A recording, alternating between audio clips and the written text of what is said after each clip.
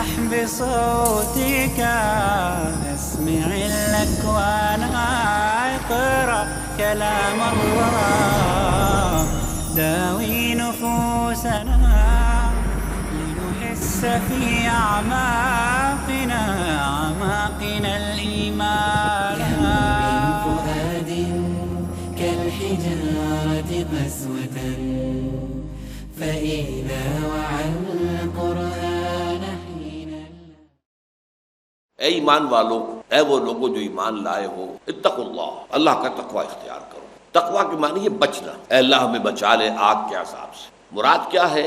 حرام خوری سے بچنا، گمراہیوں سے بچنا، اس کا نام ہے تقوی۔ وابتغوا الیہ الوسیلہ، یہ وسیلے کا لفظ جو ہے یہ ہمارے ہاں دعا میں کسی کو وسیلہ بنانا، وسیلہ کو اردو میں ہم استعمال کرتے ہیں ذریعہ، کوئی سفارشی تلاش کرو وہ تمہاری بات وہاں پہنچائے۔ عربی میں اس کا یہ مفہوم ہرگز نہیں۔ الوسیلۃ القرب، وسیلہ کے معنی صرف قرب کے، اللہ کا قرب حاصل کرنے کی کوشش کرو۔ قال رسول اللہ صلی اللہ علیہ وسلم، وہ حضرت ابو ہریرہ فرماتے ہیں کہ حضور صلی اللہ علیہ وسلم نے فرمایا، ان اللہ تعالی قال، یقیناً اللہ تعالیٰ کہتا ہے، اللہ نے کہا ہے۔ یہ حدیث قدسی ہو گئی، تو اب یہ عام حدیث نہیں ہے، یہ اللہ کا قول ہے، لیکن یہ قرآن میں نہیں ہے۔ فرمایا من عادى لی ولیا فقد آذنتہ بالحرب، جس نے میرے ولی سے دشمنی کی اس کے خلاف میرا اعلان جنگ ہے۔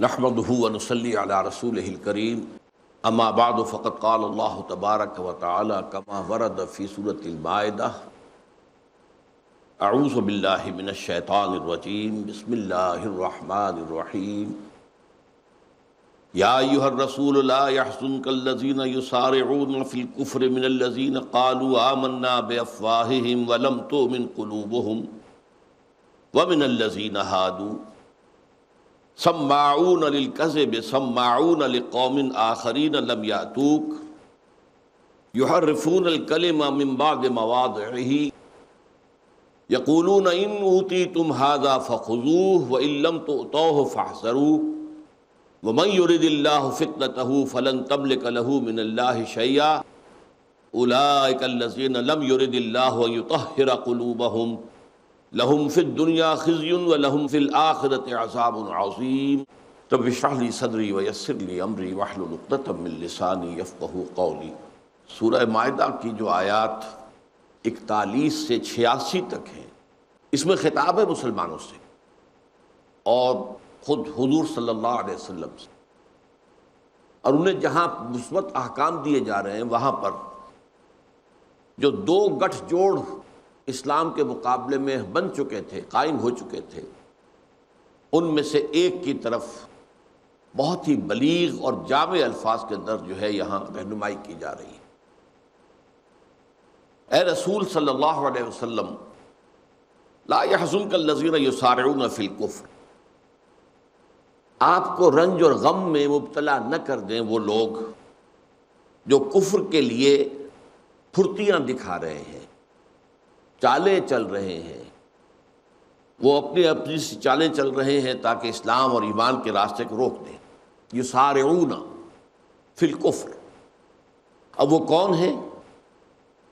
دو کیٹیگریز، من الذین قالوا آمنا بافواہہم، ان میں سے بھی کہ جو کہتے ہیں اپنے منہ سے کہ ہم ایمان لے آئے، وَلَمْ تُؤْمِنْ قُلُوبُهُمْ، جبکہ ان کے دل ایمان نہیں لائے، یعنی منافقین۔ ایک گروہ یہ ہے مخالفین کا، اور جو بھی شرارتیں کر رہے ہیں اس کے لیے اپنا زور لگا رہے ہیں۔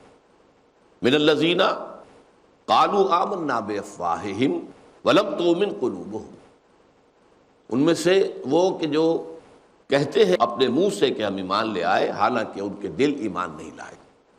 وَمِنَ الَّذِينَ هَادُوا، اور دوسرا فریق جو ہے جو اس گٹھ جوڑ کا وہ ہیں جو یہودی ہیں۔ ان کی صفات کیا ہیں؟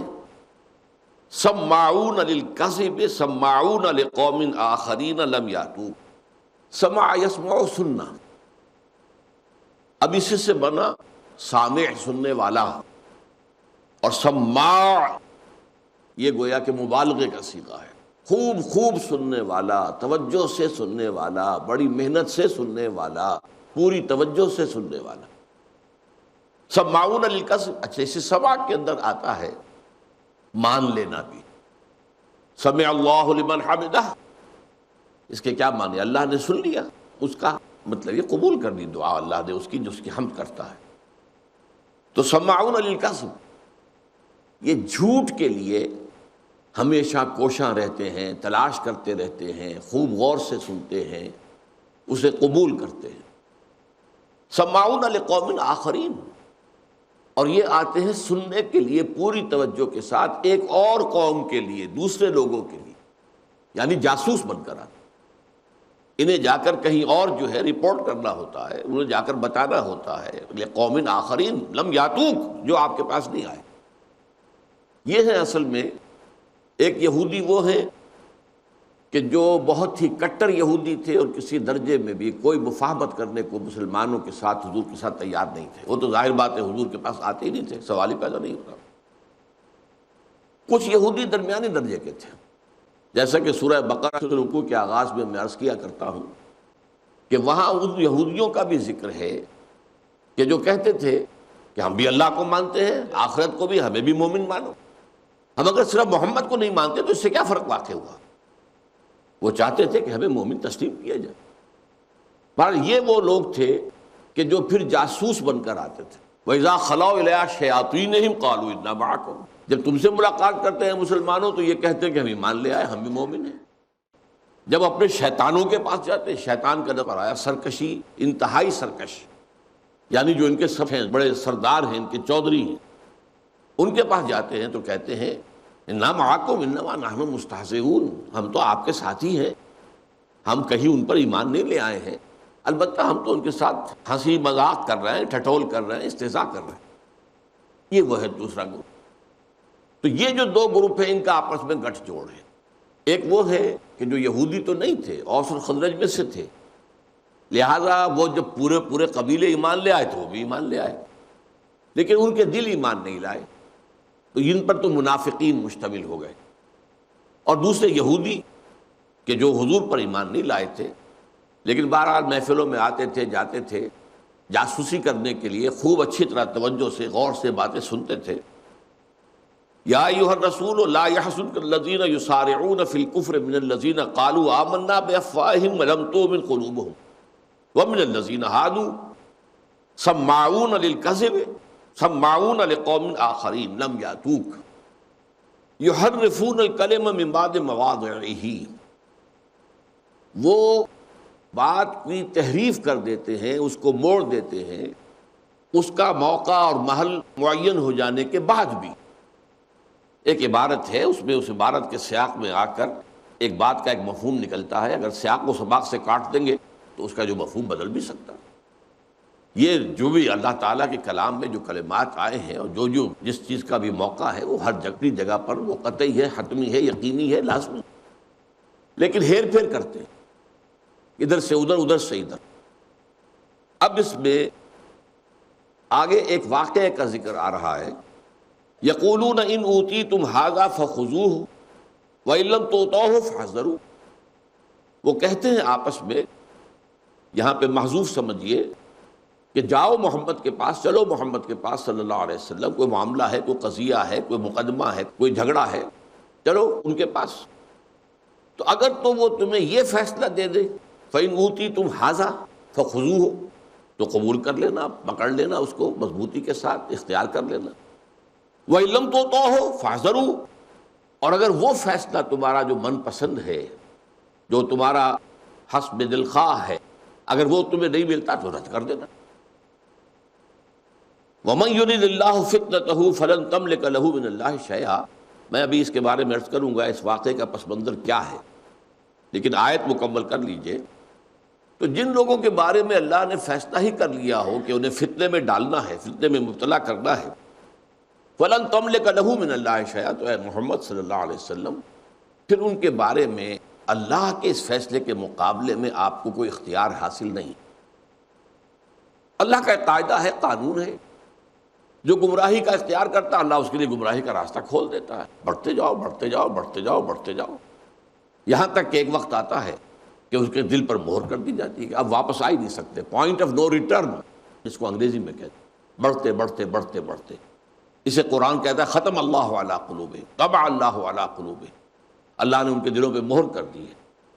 تو فرمایا جو لوگ اس درجے کو پہنچ چکے ہیں، وہ اللہ نے اگر فیصلہ ہی کر دیا ہے کہ اب انہیں اسی فتنے میں مبتلا رہنے دینا ہے، فلن تملک لہ من اللہ شیئا، تو آپ خواہ کتنے ہی آپ کے اندر مروت ہے، شرافت ہے، اور آپ کے دل میں خواہش ہے ان کی خیر خواہی کے لیے کہ یہ ایمان لے آئیں، لیکن آپ کو اللہ کے اس فیصلے کے بعد ان کے بارے میں کوئی اختیار حاصل نہیں ہے۔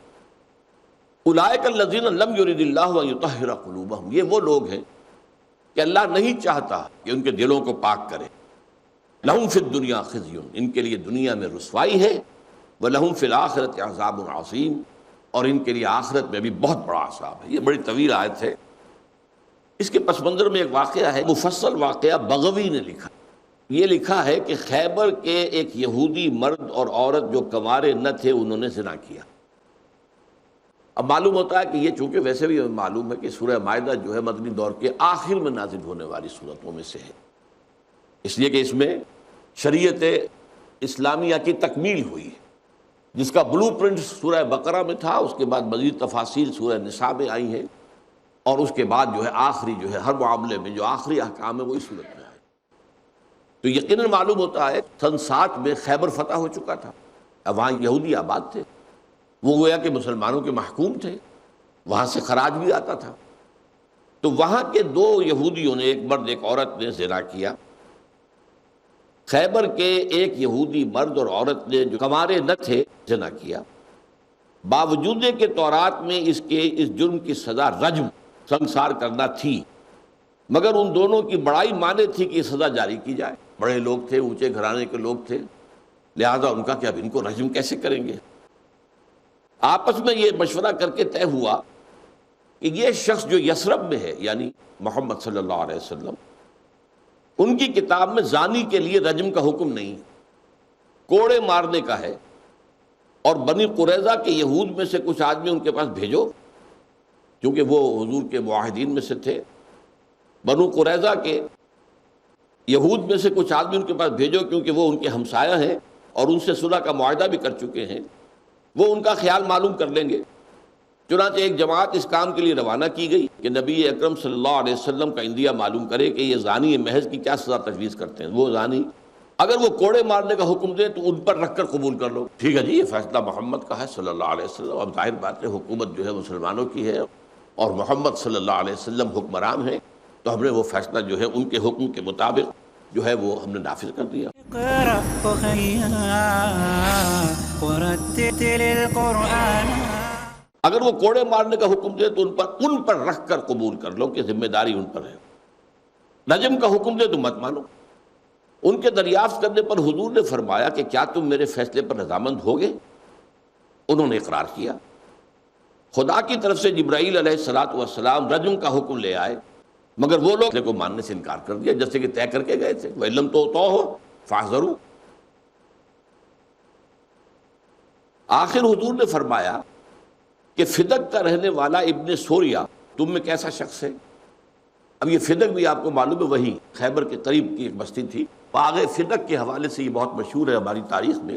اس علاقے کے فتح ہو جانے کے بعد فدق کا جو باغ تھا اسے حضور نے اپنے لیے رکھ لیا تھا کہ اس کی جو آمدنی ہے وہ آپ اپنے اہل و عیال کے لیے اختیار کریں گے۔ اور حضرت فاطمہ رضی اللہ تعالی عنہا نے حضور کے انتقال کے بعد دعویٰ کیا کہ یہ وراثت میں مجھے منتقل ہو جانا چاہیے باغ۔ حضرت ابوبکر نے فیصلہ دیا کہ نہیں، حضور کی حدیث ہے نحن معاشر الانبیاء لا نرث ولا نورث ما ترکناہ صدقہ، ہم جو اللہ کے نبی ہیں ہمیں نہ وراثت ملتی ہے اور نہ ہماری کوئی وراثت آگے چلتی ہے، جو کچھ ہم چھوڑتے ہیں وہ صدقہ ہوتا ہے، وہ اللہ کے لیے ہے۔ بہرحال اس پر حضرت فاطمہ رضی اللہ عنہا کچھ ناراض بھی رہیں، تو یہ شہر فدق کے حوالے سے میں نے وضاحت کر دی۔ آخر حضور نے فرمایا کہ فدق کا رہنے والا ابن سوریا تم میں کیسا شخص ہے؟ سب نے کہا کہ آج روئے زمین پر شرائع موسویہ یعنی شریعت موسوی، شرائع جمع ہو گئی شریعت کی، یعنی جو بھی شریعت موسوی کے احکام ہیں اس سے زیادہ جاننے والا کوئی نہیں ہے۔ آپ نے اس کو بلوایا اور نہایت ہی شدید حلف دے کر پوچھا کہ تورات میں اس گناہ کی سزا کیا ہے؟ باوجود ہے کہ دوسرے یہود اس حکم چھپانے کی ہر ممکن کوشش کر رہے تھے، جس کا پردہ حضرت عبداللہ ابن سلام کے ذریعے سے فاش بھی ہو چکا تھا، لیکن وہ تو چونکہ مسلمان ہو چکے تھے۔ تاہم ابن سوریہ نے جو ان کا مسلم معتمد تھا، کسی نہ کسی وجہ سے اس کا اقرار کر لیا کہ بے شک تورات میں اس جرم کی سزا رجم ہی ہے۔ بعدہ اس نے اس وقت حقیقت ظاہر کی کہ کس طرح یہود نے رجم کو اڑا کر زنا کی سزا یہ رکھ دی کہ زانی کو کوڑے لگائے جائیں اور کالا منہ کر کے اور گدھے پر الٹا سوار کر کے گشت کرایا جائے۔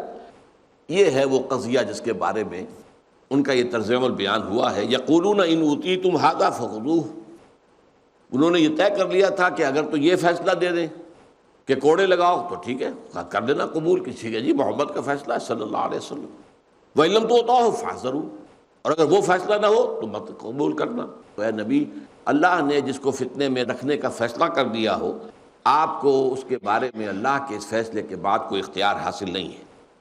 اولئک الذین لم یرد اللہ ان یطہر قلوبہم، یہ وہ لوگ ہیں کہ اللہ نہیں چاہتا کہ ان کے دلوں کو پاک کرے۔ لہم فی الدنیا خزی، دنیا میں بھی ان کے لیے رسوائی ہے، وَلَهُمْ فِي الْآخِرَةِ عَذَابٌ عَظِيمٌ، اور آخرت میں ان کے لیے عذاب عظیم ہے۔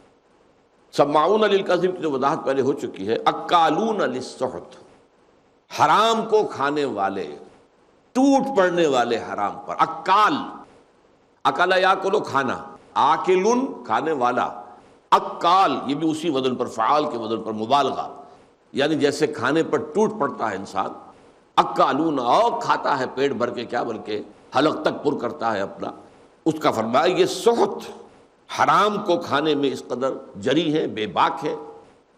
فَإِن جَاءُوكَ فَاحْكُم بَيْنَهُمْ أَوْ أَعْرِضْ عَنْهُمْ، تو اے نبی اگر یہ آپ کے پاس آئیں تو آپ چاہیں تو اس کے مابین فیصلہ کریں اور چاہیں تو اعراض کر لیں، کہہ دیں بھائی نہیں ٹھیک ہے تمہارا معاملہ تم طے کرو، تم مسلمان تو ہو نہیں، تم میرے پاس کائے کو آئے ہو، تو آپ اگر ویسے چاہیں تو فیصلہ کر دیں۔ فَإِن جَاءُوكَ فَاحْكُم بَيْنَهُمْ أَوْ أَعْرِضْ عَنْهُمْ وَإِن تُعْرِضْ عَنْهُمْ لَمْ يَضُرُّوكَ شَيْئًا، اور اگر آپ انکار کر دیں گے، اعراض کر دیں گے، آپ کہیں گے کہ نہیں میں تمہارے اس معاملے میں فیصل نہیں بننا چاہتا، تو یہ آپ کو ہرگز کوئی نقصان نہیں پہنچا سکیں گے۔ اگرچہ واویلا کریں گے دیکھو جی یہ تو نبی ہونے کے مدعی ہیں، رسول ہونے کے مدعی ہیں، اور ہم ایک مقدمہ لے کر گئے، ہم نے چاہا کہ فیصلہ کریں، انصاف کریں، اور وہ ہمارا مقدمہ جو ہے سننے کو تیار نہیں، تو یقیناً انہوں نے پروپیگنڈا کرتے، لیکن یہ کہ اے نبی اس سے آپ خائف نہ ہو، یہ آپ کو کوئی نقصان نہیں پہنچا سکتے۔ وَإِنْ حَكَمْتَ فَاحْكُم بَيْنَهُم بِالْقِسْطِ، اور اگر آپ فیصلہ کرنے کا اختیار ہے آپ کو، اگر آپ فیصلہ کریں تو پھر ان کے مابین عدل کے ساتھ، قسط کے ساتھ فیصلہ کیجئے۔ ان اللہ یحب المقسطین، اس لیے کہ اللہ تعالیٰ یقیناً انصاف کرنے والوں کو پسند کرتا ہے۔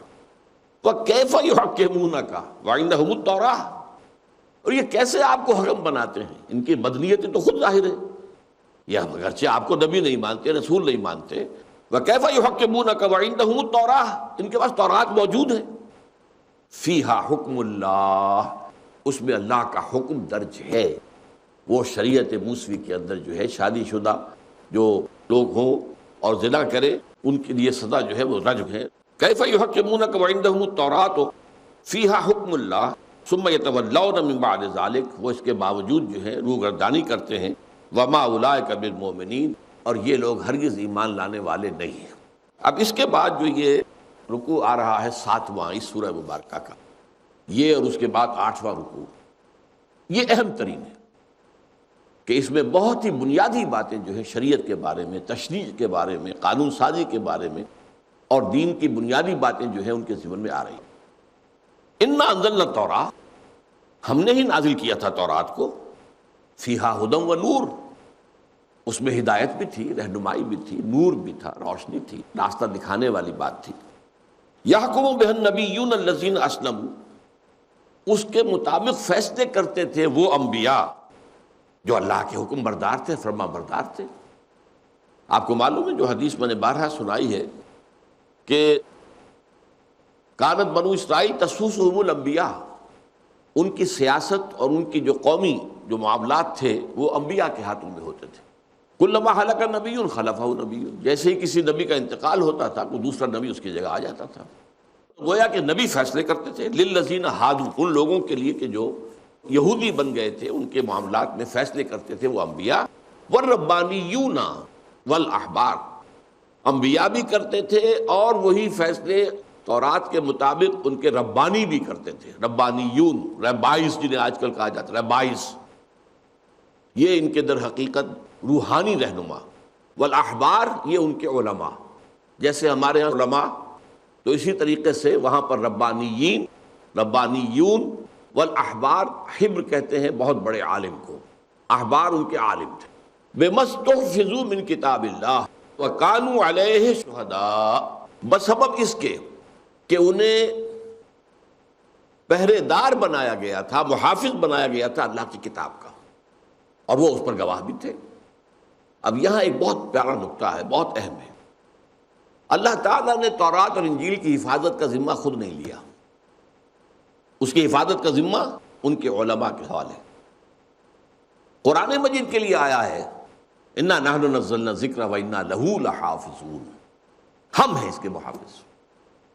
تو ان احبار نے اور ان ربانیین نے وقتی مصلحتیں دیکھ کر، اپنے مفادات دیکھ کر، یا کسی دباؤ کے تحت اللہ تعالیٰ کی اس شریعت کے اندر جو ہے وہ ترمیمیں کی، کتاب میں تحریفیں کی. بما استحفظوا، ان سے طلب کی گئی تھی کہ وہ حفاظت کریں گے اس اللہ کی کتاب کی. وکانوا علیہ شہداء، اور وہ اس پر خود گواہ تھے کہ ان کا اللہ کے ساتھ یہ عہد ہے، ہم محافظ ہیں اللہ کی کتاب کے، اللہ کے قانون کے، اللہ کی شریعت کے. فلا تخشوا الناس واخشونی، تو اے مسلمانوں مت ڈرو ان لوگوں سے، ڈرو مجھ سے. ولا تشتروا بآیاتی ثمنا قلیلا، اور مت خریدو اور اختیار کرو اور قبول کرو میری آیات کے عوض حال چھوٹی چھوٹی جو ہیں قیمتیں، دنیاوی معاملات کو سامنے رکھتے ہوئے، مصلحتوں کو سامنے رکھتے ہوئے، کوئی اور مفادات کو سامنے رکھتے ہوئے، کسی دباؤ کو قبول کرتے ہوئے ہماری آیات کا سودا نہ کرو. وَمَن لَّمْ يَحْكُم بِمَا أَنزَلَ اللَّهُ فَأُولَٰئِكَ هُمُ الْكَافِرُونَ، اور جو فیصلے نہیں کرتے اس کے مطابق کہ جو اللہ نے نازل کیا ہے تو وہی تو کافر ہے.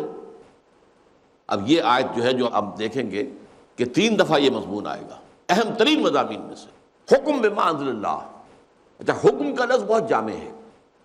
کسی معاملے میں فیصلہ کرنا، حکم بننا، یہ بھی حکم ہے. کسی معاملے میں کوئی رائے قائم کرنا، یہ بھی حکم ہے. یہ حکم ہے اندر، باطن کے اندر آپ یہ قائم کرتے ہیں. تو یہ حکم جو ہے یہ ان دونوں کے اعتبار سے کہ پہلے تو اللہ کا کلام، اللہ کی شریعت، اللہ کا قانون جو ہے اس طریقے سے انسان کے اندر اتر جائے، اس کے ذہن کا اور اس کے یوں سمجھیے کہ اس کے قلب کا ایک حصہ بن جائے، اور اس کے بعد پھر وہ ظاہر ہوگا جو کہ خارجی ہوگا، فیصلہ کرنا، فتویٰ دینا، حکم لگانا. وَمَن لَّمْ يَحْكُم بِمَا أَنزَلَ اللَّهُ فَأُولَٰئِكَ هُمُ الْكَافِرُونَ. اب اس آیات کو ذہن میں رکھیے اور یہ سمجھیے کہ یہ مجھ پر اور آپ پر بھی منطبق ہو رہی ہے. شریعت الہی نافذ نہیں ہے ہمارے یہاں. اقرأ أخيا ورتل القرآن أخيا ورتل القرآن. وَكَتَبْنَا عَلَيْهِمْ، اور ہم نے ان پر واجب کر دیا تھا، لکھ دیا تھا، فیہا، اس تورات میں، اس کتاب میں، ان النفس بالنفس، کہ جان کے بدلے میں جان ہوگی، قاتل اس کو قتل کیا جائے گا. والعین بالعین، کسی نے کسی کی آنکھ پھوڑ دی ہے تو اس کی آنکھ پھوڑی جائے گی. والانف بالانف، اور کسی نے ناک کاٹ دی ہے کسی کی تو اس کی بھی ناک کاٹی جائے گی. والاذن بالاذن، کسی نے کان کاٹ دیا ہے تو اس کے ساتھ میں اس کا کان کاٹا جائے گا. والسن بالسن، اور اگر دانت توڑ دیا ہے تو دانت توڑا جائے گا. والجروح قصاص، اور جو اور بھی زخم ہو قیاس کر لو اسی پر، وہ اسی طریقے سے ان کا بدلہ لیا جائے گا. کسی نے کسی انسان کی ٹانگ کاٹ دی، تلوار کا وار کیا اور ٹانگ اڑا دی، اس کی پوری ٹانگ اڑائی جائے گی. جو بھی جروح ہیں، جو زخم ہیں، ان سب کا بھی بدلہ اسی طریقے سے ہوگا. فمن تصدق بہ فہو کفارۃ اللہ، تو جو کوئی اس کو معاف کر دے، صدقہ کر دے، ٹھیک ہے اس نے میرے ساتھ یہ زیادتی کی، میں اسے معاف کرتا ہوں. اس نے میری آنکھ پھوڑی، میں بدلے میں اس کی آنکھ پھوڑ سکتا ہوں لیکن میں معاف کرتا ہوں. تو ومن تصدق بہ فہو کفارۃ اللہ، تو یہ اس کے گناہوں کا کفارہ ہو جائے گا، اس کی اپنی خطائیں جو ہیں اللہ تعالیٰ معاف فرما دے گا. اور ایک ترجمہ یہ بھی کیا گیا ہے کہ وہ جو جارح تھا، مجروح کرنے والا، اس کا یہ جرم گویا کہ ختم ہو جائے گا اگر وہ مجروح جو ہے وہ اسے معاف کرے. وَمَن لَّمْ يَحْكُم بِمَا أَنزَلَ اللَّهُ فَأُولَٰئِكَ هُمُ الظَّالِمُونَ، پھر وہی مضمون آ گیا. اور جو فیصلے نہیں کرتے، اپنی رائے نہیں بناتے، اس کے مطابق جو اللہ نے نازل فرمایا ہے تو وہی تو ظالم ہے، اور ظالم یہاں مشرک کے معنی میں ہے، اس لیے کہ قرآن مجید کے اندر آیات نازل ہوئی کہ کیا تم جانتے ہو ای الفریقین احق بالامن ان کنتم تعلمون، بتاؤ دو فریقوں میں سے امن کا حقدار زیادہ کون ہے، اطمینان، امن۔ ایک وہ لوگ ہیں جو مشرک ہیں، الذین آمنوا وہ نہیں، الذین آمنوا وہ لوگ کہ جو ایمان لائے اور پھر انہوں نے اپنے اس ایمان میں ظلم کی کوئی آلائش شامل نہیں ہونے دی، اولئک لہم الامن، ان کے لیے امن ہے۔ تو صحابہ بہت پریشان ہوئے کہ حضور ایسا کون شخص ہوگا جس نے کوئی ظلم نہیں کیا؟ الذین آمنوا ولم یلبسوا ایمانہم بظلم اولئک لہم الامن وہم مہتدون، جو لوگ ایمان لائے اور انہوں نے اپنے ایمان میں کسی ظلم کی آمیزش نہیں ہونے دی تو وہی ہوں گے جو ہدایت یافتہ ہوں گے۔ تو جب صحابہ نے کہا کون شخص ہوگا کوئی اپنے نفس پر ظلم کر بیٹھتا ہے، کوئی کسی پر ظلم کر بیٹھتا ہے، تو گویا کہ پھر یہ تو آیت جو ہے بہت ثقیل ہو گئی۔ تو حضور نے فرمایا اس آیت میں ظلم سے مراد شرک ہے، یہاں مراد ہے مشرک، جو اللہ تعالیٰ کے فیصلوں کے خلاف کسی اور چیز کے مطابق فیصلے کرتے تو وہ شرک تو ہو گیا۔ گویا کہ آپ نے اللہ کو مطاع نہیں مانا، کسی اور کو مان لیا، اللہ کو زبانی کلامی مان رہے ہیں لیکن اصل میں تو اطاعت کسی اور کی کر رہے ہیں۔ وَقَفَّيْنَا عَلَىٰ آثَارِهِمْ بِعِیسَىٰ ابْنِ مَرْیَمَ، اور پھر ان کے نقش قدم پر ہم نے اٹھایا عیسیٰ ابن مریم کو۔ آثارہم سے مراد کیا ہے؟ وہ جو فرما نبیون والربانیون والاحبار، وہ جو انبیاء تھے بنی اسرائیل کے اور ان میں سے جو واقعتاً مخلص اور واقعی صحیح معنی میں ان کے جو روحانی پیشوا تھے، اور وہ کہ جو بڑے عالم تھے کہ جو واقعتاً صحیح فیصلے کرتے تھے، بما استحفظوا من کتاب اللہ، انہی کے حوالے اللہ نے کیا تھا اپنی کتاب کی حفاظت کو، تو یہ ہم وہ اس کے معنی میں ہے۔ وقفینا علی آثارہم، انہی کے نقش قدم پر ہم نے اٹھایا عیسیٰ ابن مریم کو، مصدقا لما بین یدیہ من التوراۃ، وہ تصدیق کرتے ہوئے آئے تھے اس کی جو ان کے سامنے تورات میں سے موجود تھا۔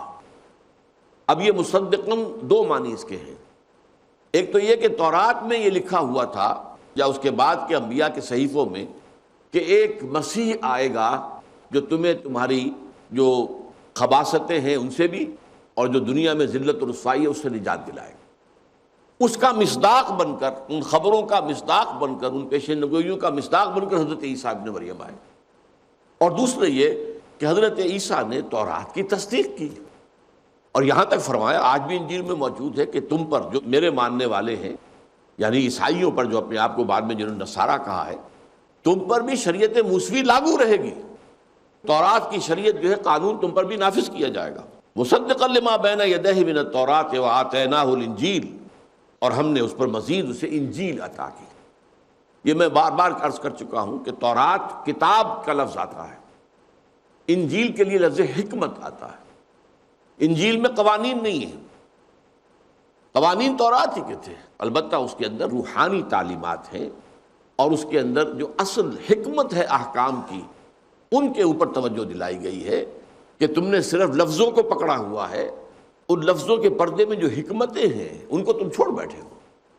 تو فرمایا ہم نے ان کو انجیل عطا کی، فیہ ھدی و نور، اس انجیل میں بھی ہدایت بھی تھی، نور بھی تھا، وَمُصَدِّقًا لِمَا بَيْنَ يَدَيْهِ مِنَ التَّوْرَاةِ وَهُدًى وَمَوْعِظَةً لِّلْمُتَّقِينَ، اور وہ انجیل بھی تصدیق کرتے ہوئے آئی تھی اس کی کہ جو اس کے سامنے موجود تھا اس سے پہلے تورات میں سے، اور ہدایت بھی تھی اور موعظہ، یہ وعظ جو ہے یہ خاص حکمت بھی ہے۔ وَجِئْتُكُم بِالْحِکمہ، میں تمہارے پاس حکمت لے کر آیا ہوں۔ ایک مقام پر ہے، میں اس کا حوالہ نہیں دے سکتا، مستحضر نہیں ہے، جِئْتُكُم بِالْحِکمہ، میں حکمت لے کر آیا ہوں۔ اب یہاں خاص طور پر لفظ موعظہ آیا ہے۔ وعظ جو ہے واقعتاً یہ ہے کہ جو سیدنا مسیح علیہ السلام کے جو مواعظ ہیں انجیل کے اندر، میرے نزدیک دنیا میں ان سے اوپر کا کوئی وعظ ممکن نہیں، اسپیشلی جو متی کی انجیل ہے، gospel of the Lord according to Saint Matthew, اس میں جو پہاڑی کا وعظ ہے، سرمن آف دی ماؤنٹ، میرے نزدیک تاریخ انسانی میں کوئی وعظ اس کا ہم پلہ نہیں۔ حضور کے بارے میں ہمیں معلوم ہے آپ واعظ کہتے ہی نہیں تھے، آپ تو قرآن پڑھ کر سناتے تھے، اللہ اللہ خیر صلی اللہ۔ خطبہ جمعہ ہے تو اس میں قرآن پڑھتے تھے، خطبہ نکاح ہے تو 4 آیتیں قرآن مجید کی اس کے اندر لگا دی ہیں۔ وہ سارا کام جو ہے، قرآن مجید موعظہ بھی ہے، قرآن مجید حکمت بھی ہے، قرآن مجید کتاب بھی ہے، تو کتاب اور حکمت دونوں جمع ہیں قرآن کے اندر۔ لیکن تورات میں صرف قانون تھا، احکام تھے، اور انجیل میں صرف حکمت اور موعظہ، موعظۃ للمتقین، نصیحت ان لوگوں کے لیے جو تقویٰ کی روش اختیار کرنے والے ہیں۔ وَلْيَحْكُمْ أَهْلُ الْإِنْجِيلِ بِمَا أَنزَلَ اللَّهُ فِيهِ، اور چاہیے کہ فیصلہ کریں انجیل والے اس کے مطابق جو اللہ نے اس میں نازل کیا۔ یعنی یہ کہ اگر اس کے اندر یہ بات موجود ہے، آج بھی موجود ہے، کہ یہ موسوی شریعت جو ہے، موزائک لا جسے وہ کہتے ہیں، وہ تم پر بھی نافذ ہوگی، پھر کیوں نہیں اس کو نافذ کرتے؟ اس لیے کہ یہ اب کرسچینٹی نہیں کہ دنیا میں آج جو عیسائیت کہلاتی ہے وہ واقعتاً عیسائیت نہیں ہے، وہ پولزم ہے۔ پول نے آ کر بگاڑا ہے۔ پول جو تھا وہ جب تک کہ حضرت مسیح دنیا میں موجود تھے اس وقت تک شدید دشمن تھا، شدید مخالف۔ جب حضرت مسیح کا رفع سماوی ہو گیا، اللہ تعالیٰ نے انہیں اٹھا لیا، اب اس نے پینترا بدلا اور لبادہ اوڑھا کہ مجھے تو خواب میں ملاقات ہوئی ہے، حضرت عیسیٰ ان پر ایمان لے آیا ہوں۔ اب اس کے بعد اس نے اپنے وہ جو بھی اس کا زہد تھا، جیسے عبداللہ ابن سبا کا کردار ہے ہماری اسلامی تاریخ کے اندر، وہ بھی بڑا بہت زوردار فتنہ تھا، جس کے نتیجے میں 1,00,000 مسلمان ایک دوسرے کی تلواروں اور نیزوں سے قتل ہوئے۔ اتنا بڑا فتنہ، الفتنۃ الکبریٰ، وہ ایک شخص کا اٹھایا ہوا تھا جس کا نام عبداللہ ابن سبا ہے۔ اسی طرح یہ تھا پولس، سینٹ پال، اور اس نے کیا کیا؟ شریعت موسوی منسوخ۔ گویا کہ اب عیسائیت ایسا مذہب ہے جس میں شریعت سرے سے ہے ہی نہیں، قانون ہے ہی نہیں، نظام تو بہت دور کی بات ہے، کوئی قانون ہی نہیں۔ اسی طرح اس نے کہا کہ ہمیں جو روکا گیا تھا، حضرت مسیح نے کہا تھا کہ میں صرف اسرائیل کے گھرانے کی کھوئی ہوئی بھیڑوں کی تلاش میں آیا ہوں، تم جاؤ، اپنے حواریین سے کہا تھا جاؤ دعوت دو، لیکن یہودیوں کو، جنٹائلز کو، غیر یہودیوں کو دعوت تمہارے ذمہ نہیں ہے۔ انہوں نے کہا نہیں، ہم دعوت دیں گے۔ اور اس نے توحید کو تثلیث میں بدلنے والا بھی یہی سینٹ پال ہے۔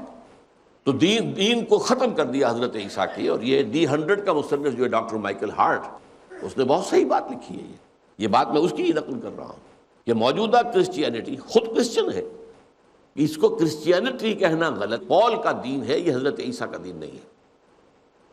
وَمَن لَّمْ يَحْكُم بِمَا أَنزَلَ اللَّهُ فَأُولَٰئِكَ هُمُ الْفَاسِقُونَ، اب تیسری مرتبہ آ گیا۔ اور جو لوگ فیصلہ نہ کریں اس کے مطابق کہ جو اللہ نے نازل کیا، وہی تو فاسق ہے۔ اچھا، پہلے لفظ کافر آیا، اس کے بعد ظالم آیا۔ کافر کے مقابلے میں ظالم اور سخت ہے، مشرک، اس لیے کہ اللہ تعالیٰ جو ہے وہ شرک کو کسی صورت میں معاف نہیں کرے۔ اب اس کے بعد تیسرے درجے میں فاسق آیا۔ عام طور پر ہم جو ترجمہ کرتے ہیں فاسق کا، شخص متقی نہیں ہے، غیر محتاط ہے، کبھی نیکی کے کام بھی کرتا ہے، لیکن یہ کہ کبھی کوئی گناہ بھی سرزد ہو جاتا ہے، کبھی کوئی اور بھی کام کر لیتا ہے، تو وہ فاسق نہیں۔ یہاں اصل میں فاسق کا لفظ جو آیا ہے وہ آیا ہے ان لوگوں کے لیے کہ جو سرکش ہو جائیں، باغی ہو جائیں۔ چنانچہ یہ لفظ اس معنی میں آیا ہے سورہ کہف کے اندر، وہاں فرمایا گیا کہ ہم نے قُلْنَا لِلْمَلَائِكَةِ اسْجُدُوا لِآدَمَ فَسَجَدُوا إِلَّا إِبْلِيسَ كَانَ مِنَ الْجِنِّ فَفَسَقَ عَنْ أَمْرِ رَبِّهِ، وہ جنوں میں سے تھا تو وہ اپنے رب کے حکم سے سرتابی کر کے، بغاوت کر کے، سرکشی کر کے نکل بھاگا۔ تو یہاں فاسقون اس معنی میں وہ باغی ہیں اللہ کے، جو اللہ کی شریعت کے مطابق فیصلے نہیں کرتے، وہ باغی ہیں۔ وَأَنزَلْنَا إِلَيْكَ الْكِتَابَ بِالْحَقِّ، اب آیا ذکر حضور کا، اور اے نبی اس تورات اور انجیل کے بعد ہم نے نازل کی ہے یہ کتاب قرآن آپ پر حق کے ساتھ، بالحق، یقینی ہے، شدنی ہے، وبالحق انزلناہ وبالحق نزل، اس میں جو کچھ آیا ہے وہ شدنی ہے، یقینی ہے، ہو کر رہے گا۔ مصدقا لما بین یدیہ من الکتاب، اور یہ تصدیق کرتی ہے جو اس کے سامنے اس سے پہلے موجود ہے کتاب میں سے، شریعت میں سے، شریعت موسوی کی بھی تصدیق کرتی ہے۔ شریعت موسوی کے 2 حکم آئے ہیں شریعت محمدی کے اندر، ایک حکم رجم، شادی شدہ زانی اور زانیہ جو ہے شادی شدہ اگر ہے تو رجم، اور ایک قتل مرتد، من بدل دینہ فاقتلوہ، یہ بھی اصل میں تورات کا حکم ہے، جس کا ذکر سورہ بقرہ میں ہے کہ بنی اسرائیل میں سے جن لوگوں نے بچڑے کی پرستی شروع کی تھی انہیں حکم دیا گیا کہ ہر قبیلے کا جن لوگوں نے ارتکاب کیا ہے اسی قبیلے کے لوگ جو مومن رہے اور جنہوں نے یہ ارتکاب نہیں کیا وہ اپنے ہاتھوں اپنے ان قبیلے والوں کو قتل کریں۔ اقرأ وخيا ورتل القرآن. تورات کے مطابق 70,000 یہودی قتل ہوا تھا، ایسا حکم تھا یہ. تو فرمایا یہ مصدقاً ہے، مصدقاً لما بین یدیہ من الکتاب ومہیمنا علیہ، یہ ہے خاص لفظ. اور اب یہ محافظ ہے، نگہبان ہے کتاب پر، یعنی اب آخری فیصلے اس کے ہیں. یہ فیصلے جو ہیں یہ در حقیقت اب دائم و قائم رہیں گے، ہمیشہ ہمیشہ کے لیے رہیں گے، ان میں کوئی تغیر و تبدل نہیں ہوگا. سابقہ شریعتوں میں تغیر و تبدل ہوتا رہا ہے. فاحکم بینہم بما انزل اللہ، تو اے نبی آپ فیصلہ کیجئے اس کے مطابق جو اللہ نے نازل کیا ہے. ولا تتبع اہواہم عما جاءک من الحق، اور دیکھنا کہیں ایسا نہ ہو کہ آپ ان کی خواہشات کی پیروی کرنے لگیں اور اس چیز کو چھوڑ دیں جو حق میں سے نازل ہوئی ہے. دیکھیے اس قسم کے مقامات قرآن مجید میں جو ہے اس میں وضاحت کی ضرورت ہے کہ اس کا کوئی امکان نہیں ہے کہ حضور حق کو چھوڑ کر، قرآن کو چھوڑ کر لوگوں کی خواہشات کے مطابق فیصلے کریں. لیکن یہ کہ اس کا قرآن مجید میں اس انداز میں ذکر کیا جاتا ہے تاکہ پڑھنے والوں پر اور مسلمانوں پر یہ پورا اثر قائم ہو جائے کہ اللہ کا فیصلہ جو ہے اس کو اللہ کے رسول بھی نہیں بدل سکتے. ہاں اللہ کے فیصلوں کے اندر یہ ہو سکتا ہے کہ کسی خاص کو عام کر دیں، عام کو خاص کر دیں. مثلا یہ ہے کہ ایک حکم آیا، سورہ نساء میں ہم پڑھ چکے ہیں کہ 2 بہنوں کو بیک وقت نکاح میں رکھنا جائز نہیں ہے. حضور نے اس کی توسیع کر دی کہ یہی حکم ہوگا پھوپھی اور بھتیجی کا بھی اور خالہ اور بھانجی کا بھی. توسیع ہے، یہ گویا کہ خاص کو عام کیا. یا ایک دوسرا معاملہ ہے، قرآن مجید میں زنا کی ایک سزا بیان ہوئی ہے 100 کوڑے، یہ عام ہے. دیکھیے اس کو خاص کیا سنت نے، کیونکہ آپ نے جیسا کہ ابھی میں نے واقعہ آپ کو پڑھ کر سنا دیا، اس میں تورات کے حکم کو قبول کیا، جاری کیا، اور پھر نہ صرف یہ کہ ان دونوں یہودی مرد اور عورت دونوں کو جو ہے سنسار کرایا، بلکہ اس کے بعد حضور نے اور صحابہ اور صحابیات میں سے بھی جن سے بھی یہ غلطی سرزد ہوئی ہے، جنہوں نے اقرار کیا آ کر، انہیں رجم کرایا ہے. چاہے وہ حضرت معاذ تھے رضی اللہ تعالی عنہ، اور چاہے وہ غامدیہ خاتون تھی رضی اللہ تعالی عنہ. فاحکم بینہم، تو آپ فیصلہ کیجئے ان کے مابین بما انزل اللہ، اس کے مطابق جو اللہ نے نازل کیا. ولا تتبع اہواہم عما جاءک من الحق، اور دیکھنا کہیں ایسا نہ ہو کہ آپ ان کی خواہشات، ان کا انداز دیکھ کر کہ اس وقت جو ہے یہ بپھرے ہوئے ہیں یا ان کے تیور بدلے ہوئے ہیں، اس وقت تو ذرا دبک جاؤں، ذرا جھک جاؤں. معاذ اللہ، یہ نہ کرنا. یہ مضمون سخت ترین الفاظ میں جو آیا وہ سورہ بنی اسرائیل میں ہے. یہ لوگ تو تلے ہوئے ہیں کہ آپ کو بچلا دیں، اگر آپ ایسا کر لیں گے تو پھر یہ آپ سے راضی ہو جائیں گے. لیکن اگر کہیں ایسا آپ نے کر لیا، معاذ اللہ معاذ اللہ معاذ اللہ، تو پھر اللہ تعالیٰ آپ کو سزا دے گا دگنی، دنیا میں بھی اور آخرت میں بھی. لیکن یہ وَلَوْلَا أَن ثَبَّتْنَاكَ لَقَدْ كِدتَّ تَرْكَنُ إِلَيْهِمْ شَيْئًا قَلِيلًا، اور اگر ہم نے اے نبی آپ کو پاؤں کو جمائے نہ رکھا ہوتا، آپ کے دل کو جمائے نہ رکھا ہوتا ہم نے، وَلَوْلَا أَن ثَبَّتْنَاكَ لَقَدْ كِدتَّ تَرْكَنُ إِلَيْهِمْ شَيْئًا قَلِيلًا، تو اس کا تو امکان پیدا ہو گیا تھا کہ آپ کچھ تھوڑے سے ان کی طرح جھک جائیں. إِذًا لَأَذَقْنَاكَ ضِعْفَ الْحَيَاةِ وَضِعْفَ الْمَمَاتِ، اگر خدا نہ خواستہ خدا نہ خواستہ خدا نہ خواستہ ایسا ہو جاتا تو ہم آپ کو مزہ چکھاتے سزا کا، دوہری دنیا میں بھی اور آخرت میں بھی. وہی بات یہاں کہی گئی ہے، فاحکم بینہم بما انزل اللہ ولا تتبع اہواہم عما جاءک من الحق لکل جعلنا منکم شرعۃ ومنہاجا. یہ آیت بہت اہم ہے، اس پر بہت کم توجہ اصل میں صرف ہوئی ہے، اس کا حق بھی ادا نہیں ہوا. وہ کیا ہے؟ تم میں سے ہر ایک کے لیے ہم نے ایک شریعت مقرر کی ہے اور ایک منہاج مقرر کیا. عام طور پر منہاج کے معنی بھی شریعت کر لیے جاتے ہیں. عام طور پر لوگ یہ سمجھتے ہیں الرحمن الرحیم، جیسے کہتے ہیں گورا چٹا، تو یہ چٹا کا لفظ جو ہے یہ صرف گورے کی مزید تاکید کے لیے آ جاتا ہے، گورا چٹا. تو کالا کلوٹا، اسی طریقے سے یہ ہے الرحمن نہیں، اس کے معنی جو ہے مختلف ہے، اور وہ اگر نہیں سمجھ میں آئے تو اس طریقے کی تعویل صحیح نہیں ہے. یہاں پر محض زور خطابت میں اور صرف زور کلام کے لیے قرآن مجید میں کوئی لفظ نہیں آیا. شرعۃ و منہاج اگرچہ لفظی طور پر ان کا مفہوم ایک ہی ہے. شارع راستے کو کہتے ہیں، منہاج راستے کو کہتے ہیں، طریق راستے کو کہتے ہیں. لیکن طریق وہ بھی ہے جسے ہم طریقت کہتے ہیں. طریق کا لفظ آیا ہے قرآن مجید میں، یُذْهِبَا بِطَرِيقَتِكُمُ الْمُثْلَىٰ اس نے فرعون نے کہا تھا اپنے درباریوں سے یہ موسیٰ اور ہارون جو آئے ہیں یہ تمہاری بہترین تہذیب اور تمدن کو ختم کرنے کے لیے آئے ہیں. یہی بات فرعون نے کہی تھی اپنے درباریوں سے. تو یہاں پر جو لفظ آیا ہے اگرچہ معنن ایک ہے مفہوم دو ہے. شریعت قانون ہے. ظاہر بات ہے موسیٰ کی ایک شریعت تھی اور حضور کی ایک شریعت ہے. اس میں سے بعض چیزیں مسلسل ہیں لیکن بعض چیزوں میں فرق ہے. نماز کے اوقات میں، نماز کے طریقے میں، نماز کے ارکان میں فرق ہے. روزے کے احکام میں ان کے ہاں کوئی سحری نہیں تھی. ان کے ہاں روزے کی جو ایام ہیں ان میں جو راتیں آتی ہیں ان میں بھی ظلم و شوق کا تعلق نہیں ہو سکتا تھا. شریعت محمدی میں آ کے اس کو آرام کیا گیا ہے. ان کے ہاں سبت کا حکم بہت سخت تھا. پورا دن 24 گھنٹے جمعے کی شام کو سورج غروب ہونے سے لے کر ہفتے کی شام کے سورج غروب ہونے تک کوئی دنیا کا کام نہیں کر سکتا. یہ صرف اللہ کے ذکر کے لیے، یاد کے لیے، عبادت کے لیے بہت سخت تھا. 24 گھنٹے. اور ہماری شریعت میں آ کے اس کو صرف سب کچھ سکیڑ کر دیا گیا کہ جب نماز جمعہ کی اذان دے دی جائے اس وقت سے لے کر اور نماز جمعہ کے ادا ہو جانے تک یہ حرام ہے کاروبار، چھوڑ دو. اذا نودی للصلاۃ من یوم الجمعۃ فاسعوا الی ذکر اللہ وذروا البیع. تو شریعتوں میں فرق ہے، منہاج میں بھی فرق ہے.